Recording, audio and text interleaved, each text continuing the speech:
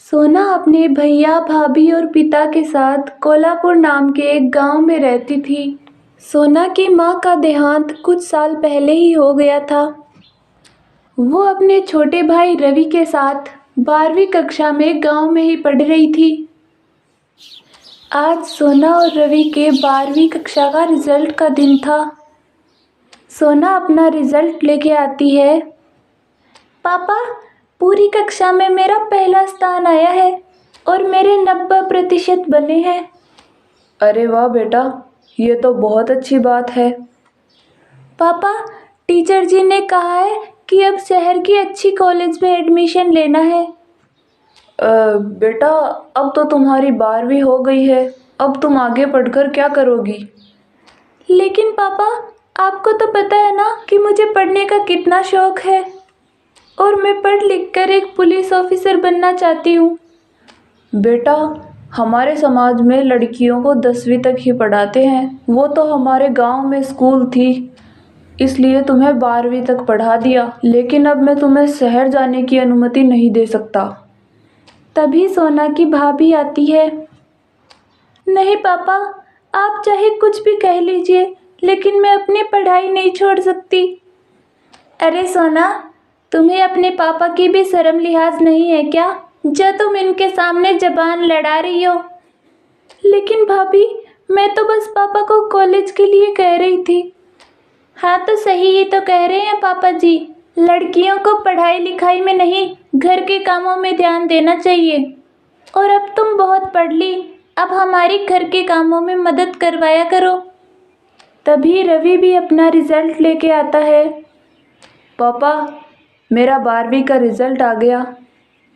अरे वाह बेटा, कितने नंबर आए? पापा, मैं फर्स्ट डिवीजन से पास हो गया हूँ। अरे वाह बेटा, तूने 12वीं पास करके हमारा सर ऊंचा कर दिया। अब तुझे शहर की सबसे अच्छी कॉलेज में एडमिशन लेना है। पापा, रवि तो सिर्फ पास हुआ है, फिर भी उसे शहर की अच्छी कॉलेज में भेजोगे और मुझे नहीं? तब सोना की भाभी उसे डांटती है। ठीक है, आप लोग मत मानो मेरी बात, लेकिन जब भैया आ जाएंगे ना, तब मैं उनसे कहूँगी और वो मुझे कभी किसी बात के लिए मना नहीं करते। ऐसा कहकर सोना अंदर चली जाती है। अगले दिन सोना अपने भैया के पास जाती है और कहती है, भैया, कल मेरी 12वीं कक्षा का रिजल्ट आया था और मेरा पूरी कक्षा में पहला स्थान आया है। तो टीचर जी ने कहा कि अब तुम्हें अच्छी कॉलेज में एडमिशन लेना चाहिए। लेकिन पापा और भाभी तो मना कर रहे हैं, आप ही उन्हें समझाइए ना। हाँ, लेकिन वो गलत ही क्या कह रहे हैं?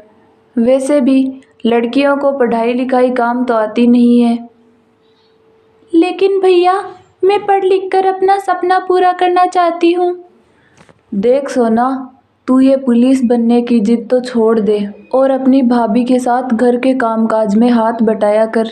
आगे वही काम आएगा। भैया, कम से कम आप तो मेरा साथ दीजिए। देख सोना, जब तेरी शादी कर दे तो तेरे ससुराल वाले पढ़ाए, तब पढ़ लेना।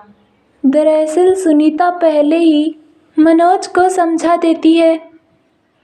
सुनिए जी, सोना की 12वीं कक्षा पूरी हो गई है, अब वो कॉलेज जाना चाहती है। हाँ, ये बहुत अच्छी बात है। अरे क्या अच्छी बात है, आपको तो पता है ना, जमाना कितना खराब चल रहा है।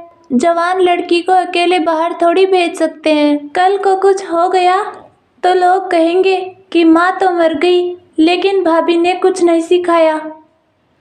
हाँ, कहे तो तुम सही रही हो। अरे मैं तो कहती हूँ, घर के काम काज सिखा देते हैं उसको, फिर अच्छा लड़का देखकर शादी कर देंगे।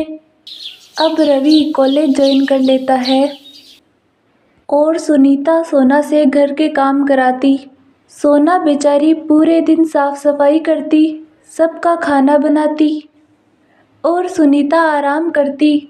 एक दिन सोना अपनी स्वर्गवासी माँ की फोटो देखकर कहती है, माँ, आप मुझे क्यों छोड़ के चली गई? अगर आप यहाँ होती तो मुझे पढ़ाई लिखाई कराती और मेरे सपने को अपना सपना मानती।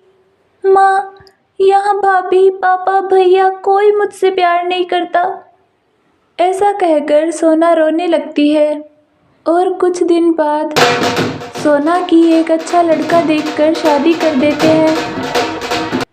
एक दिन रवि के पास उसके दोस्त का फ़ोन आता है। हेलो। हाँ रवि, कैसा है तू? मैं तो अच्छा हूँ, तू बता। देख भाई, मेरे पास 50,000 रुपये थे तो मैंने उनसे जुआ खेल लिया और 50,000 के 2 लाख कर लिए। क्या बात कर रहा है, 2 लाख? हाँ हाँ, 2 लाख। भाई तू भी हमारे साथ मिलकर अच्छे पैसे कमा सकता है। बस तू 50,000 रुपये लेके आ जा, बाकी का काम मैं कर लूँगा। हाँ हाँ ठीक है। रवि फ़ोन काटकर अपने पापा के पास जाता है। पापा, मुझे 50,000 रुपये चाहिए थे, कॉलेज की फ़ीस जमा करानी है।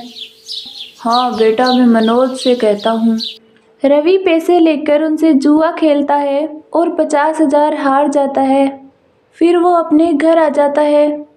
अगले दिन रवि के पास फिर से उसी दोस्त का फ़ोन आता है। हाँ रवि, कल तो तू हार गया, लेकिन आज मैं तुझे जिता दूंगा। तू बस पैसे लेके आ जा। नहीं यार, कल भी मैं सारे पैसे हार गया था। अब मैं पापा से और पैसे नहीं ले सकता। अरे रवि, आज बहुत बड़ी पार्टी आ रही है। तू आज पूरे 10 लाख रुपए जीत सकता है। 10 लाख? ठीक है, फिर मैं इंतज़ाम करता हूँ। अरे, अब मैं और पैसों का इंतज़ाम कहाँ से करूँ?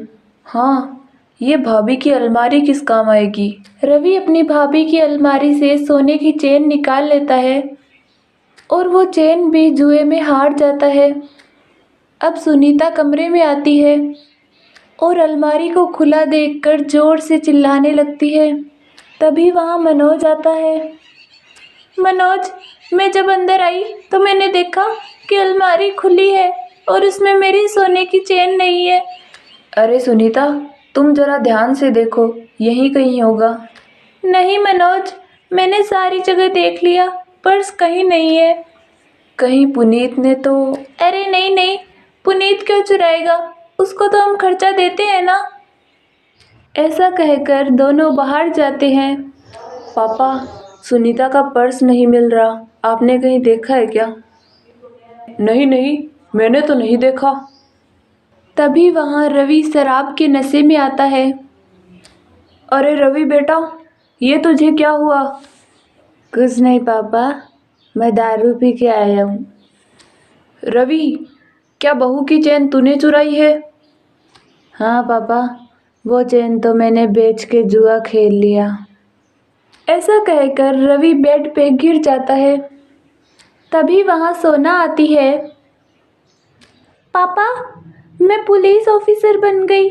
मेरे ससुराल वालों ने मुझे खूब पढ़ाया लिखाया। बेटा, हमें माफ़ कर दे।